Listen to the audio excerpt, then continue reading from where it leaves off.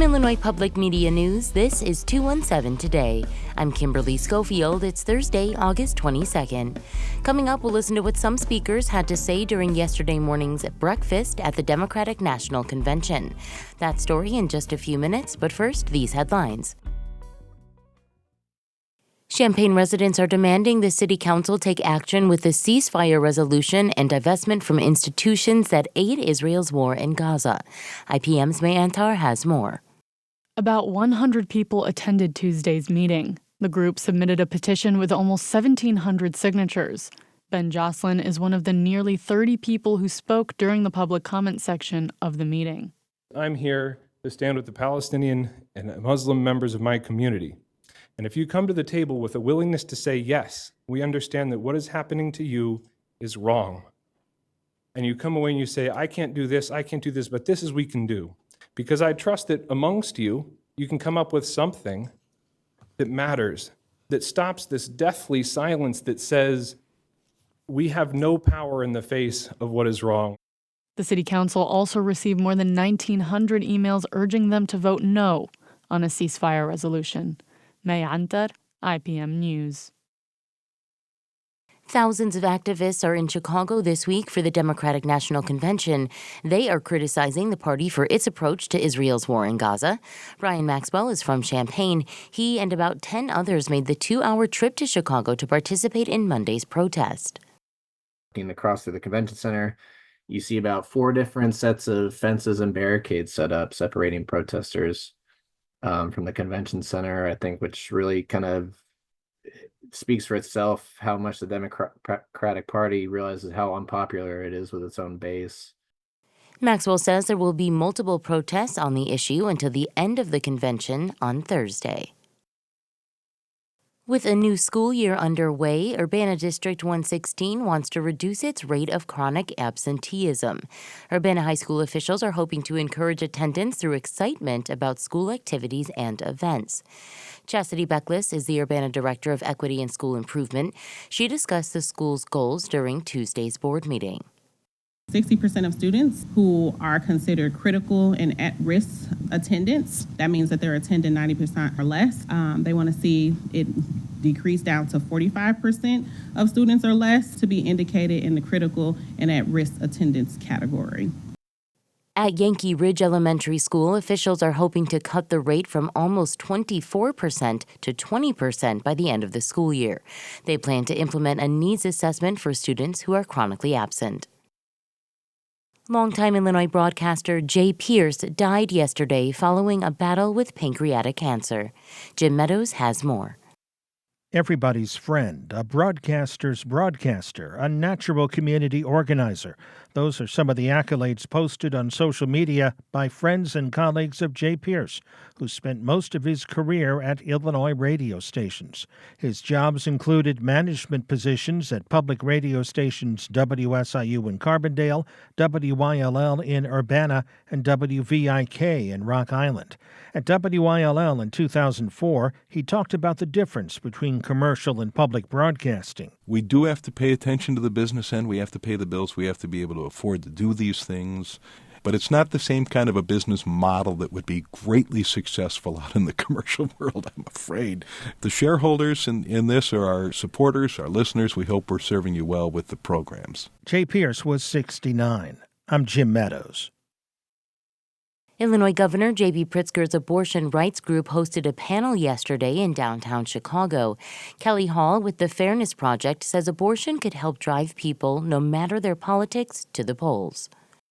This is actually turning out to be more of a gateway drug to voting, that people who are disaffected by the choices they have can go, well, I at least want to vote on this, and that opens the door to a bigger conversation about voting. Reproductive rights have been a prominent topic during the Democratic National Convention. Pritzker founded the abortion rights group Think Big America in 2023. The organization is sinking millions of dollars into helping support abortion rights on ballots in various states. Still to come, we'll listen to what some speakers had to say during yesterday morning's breakfast at the Democratic National Convention. That story is coming up next on 217 Today. Next time on the 21st show, Democrats dominate Illinois government, but they have lost support in rural areas. We'll talk with two former members of Congress from downstate Illinois, Sherry Bustos and Glenn Pichard, about what Democrats might do to win back some of those voters. I'm Brian Mackey, and that's next time on the 21st show. Join us.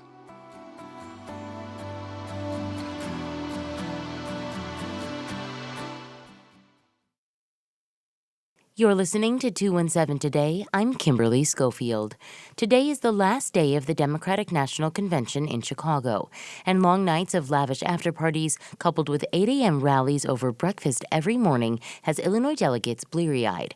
But the speakers at yesterday's morning event brought the energy and the saltiness. Mawa Iqbal was there.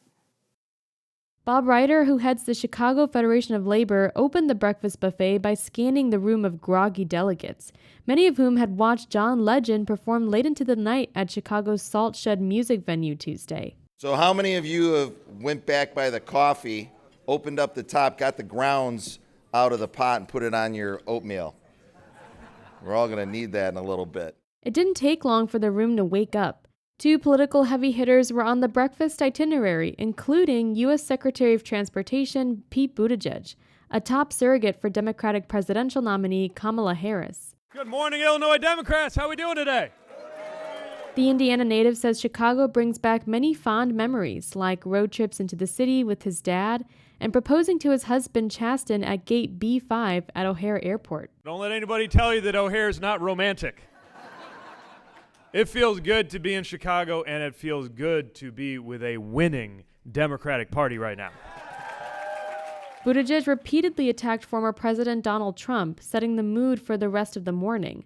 Later in the program, union leaders used colorful language to delight the crowd.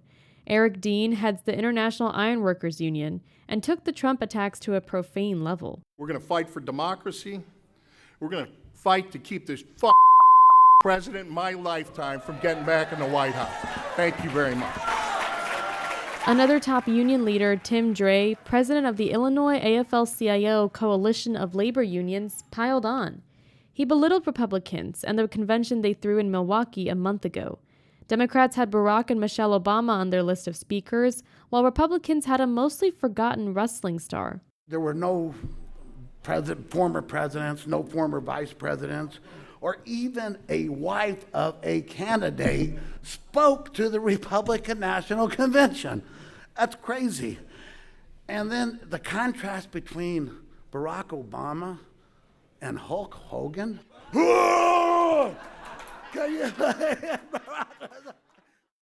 And then it was U.S. Senator Reverend Raphael Warnock's turn. He spoke of late civil rights icon John Lewis, who was a parishioner at Atlanta's Ebenezer Baptist Church.